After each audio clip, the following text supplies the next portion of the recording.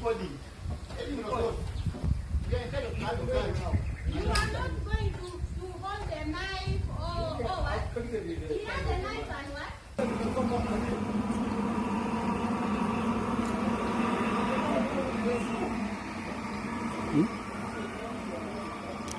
One thing you have to understand, in the end we are going to go. But I know the situations we are living in right now. I need people to know where I'm going and how they are going to come and commute. Where are you taking me? Where are we going? CID headquarters or court? We are taking you past to what? CID headquarters. Mm-hmm. Then, you look at yourself. Yes, it's not about. We are also saying they're not doing this.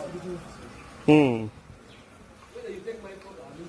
No, you are not a criminal. You are not a criminal. I'm not calling you a criminal.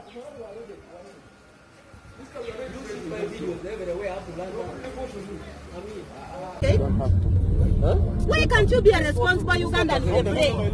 Whether you take photos, I have no problem. You have taken enough, sir. Can't you use your head? You're not even sorry in any way that you've mistreated us. I'm taking you like. Assalamu alaikum. Nzingiddwa wano olwaleero abapoliisi bava ku CID headquarters.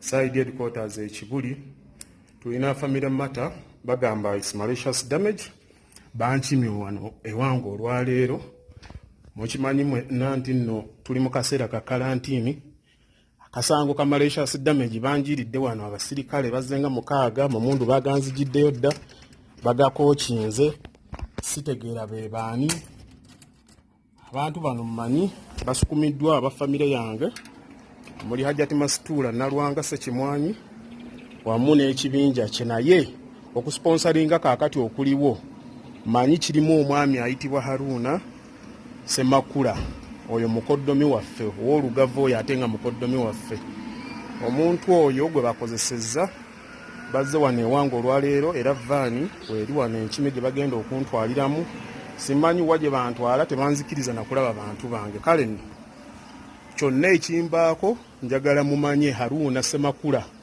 oyo ne Nnaalongo Ssekimwanyi be bali emabega w'ebintu bino tebakkiriza muntu yenna wano kujja pooti zonna ziggaddewo bazze wano olw'omusango malicious damage omusango ogwaliwo mu myezi ng'ebiri emabega byonna babiparedinze dda bali wano bakola akaweefube waabwe bagezaako kumbuzaawo ng'ensi yonna eraba era bajja n'emmundu zaabwe buli ddakiika bazireeta ekinyambi ab'amawulire bazze naye ab'obuyinza mbadde nsaba muyingire mu nsonga zino tulabe abeeyita abanene bano ensonga za famire kiki bazituusizza ku kino ddala Hajati toli muzadde ensonga zakulemerera era kyonna ekintuukako gwanzise